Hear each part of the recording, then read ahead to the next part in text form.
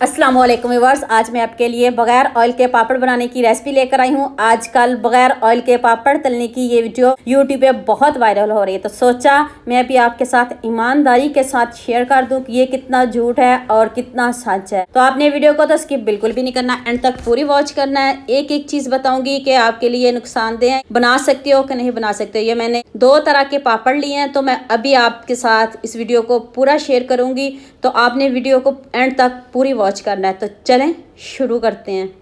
कढ़ाई लें और उसमें आपने 1 प्लेट नमक ऐड कर देना, या पूरा 1 पैकेट भी आप इसमें ऐड कर दें। तो इसको आपने गर्म करना है, नमक को तेज़ गर्म करना है, फिर आपने पापड़ इसमें डालने हैं, वरना आपके पापड़ अच्छे बिल्कुल भी नहीं बनेंगे। तो ये देखिए मैंने तेज़ गर्म इसको किया है, तो मैंने थोड़े से पापड़ इसमें ऐड किए हैं। तो अब किसी छन्नी से इस तरह आप इसको हिलाते जाएंगे तो ये 1-2 मिनट में अच्छे से पक जाएंगे। जितने आप थोड़े डालेंगे उतने ही ये अच्छे बनेंगे। और एक आपको बात बताऊं, सच में बहुत इनमें नमक होता है, नमक बिल्कुल भी नहीं उतरता। जितनी मर्जी मरतबा आप इसको साफ़ करें, और मैं इसलिए आपको बता रही हूँ ताकि आपके पैसे ज़ाया ना हो, आपके पापड़ ज़ाया ना हो।